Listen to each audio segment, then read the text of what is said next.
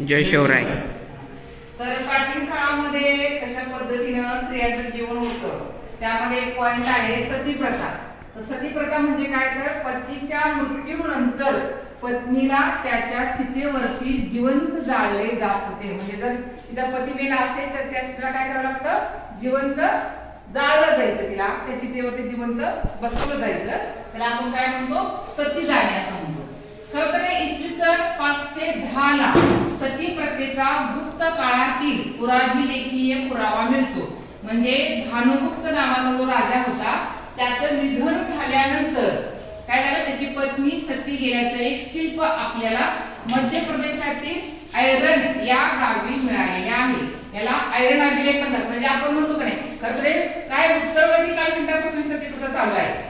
म्हणजे आपल्याला सांगता येत नाही की हा ह्याच वर्षी सती प्रथा होती, इथून सुरू झालेला आहे किंवा इथून उगम झालेला आहे असं आपल्याला म्हणता येत नाही. पण आपल्याला प्रत्यक्षात पुरावा कधी मिळाला बाबा, तर एक ऐरण नावाच्या ह्या गावामध्ये एक शिल्प सापडलेलं आहे. मध्य प्रदेशमध्ये ऐरण अभिलेख आहे, तिथे एक शिल्प सापडलेलं आहे. त्या शिल्पावरून आपल्याला कळतं, म्हणजे एक आपण पुरावा म्हणतो तो पुरावा मिळाला.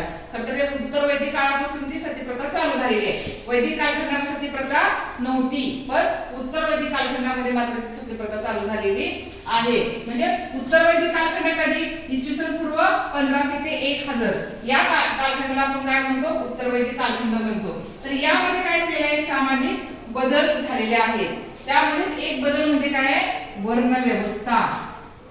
बघा, वैदिक कालखंडामध्ये वर्ण व्यवस्था एवढी स्ट्रॉंग नव्हती जेवढी उत्तर कालखंडामध्ये मात्र पूर्णपणे वर्ण व्यवस्था समाजामध्ये आलेली आहे.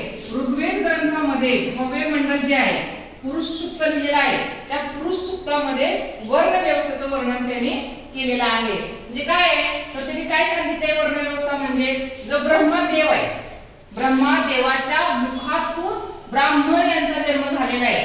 जे ब्राह्मणची जात आहे त्याचा जन्म कधी झालेला आहे, या ब्रह्माच्या मुखातून झालेला आहे. क्षत्रिय आहेत ते बाहूमधून, म्हणजे बाहूमधूनची जन्म आहे असं त्यांचं मत आहे. आणि वैश्य हे मांडीतून आणि शूद्र हे पायातून जन्माला आलेले आहेत. असं काय केलेलं आहे, ऋग्वेदातील पुरुष सूक्तामध्ये लिहून ठेवलेलं आहे की अशा पद्धतीने ब्रह्मापासून हे लोक जन्माला आले. त्यामुळे आपल्या एक उत्तरांडापंथी उत्तरांडासारखी वर्ण व्यवस्था भारतीय समाजामध्ये निर्माण झाली आणि पुढे जातीयता कडक झालेली आहे. लक्षात ठेवा, वर्ण व्यवस्था फक्त 4 वर्ण होती. यामध्ये ब्राह्मण, क्षत्रिय, वैश्य आणि शूद्र असे 4 वर्ण होते.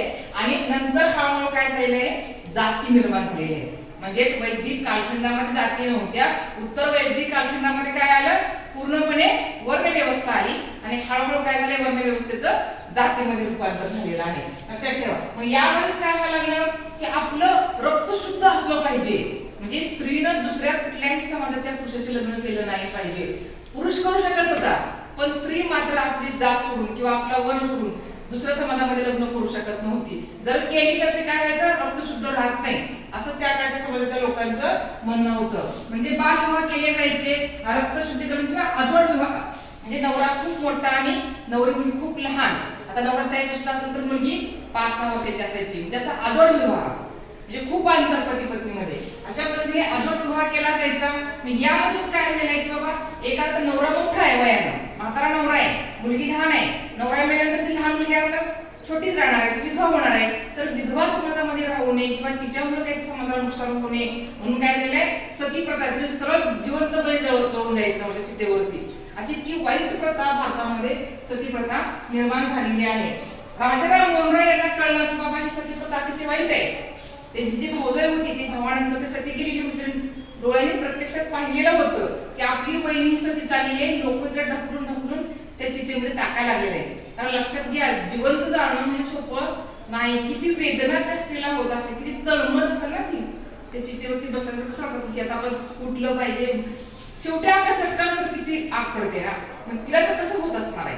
मग ती बाहेरचा प्रयत्न करणार ना त्या त्या चितेमधून. त्या टाइमला ते ढकलून दिलं जायचं त्याच्यामध्ये. म्हणजे लक्षात ठेवा, समाजामध्ये अतिशय वाईट प्रथा होती. ही राजाराम मोहन राय यांनी प्रयत्न केले की बाबा ही सती प्रथा पूर्णपणे बंद झाली पाहिजे, स्त्रियांना जगण्याचा अधिकार मिळाला पाहिजे म्हणून त्यांनी प्रयत्न केले.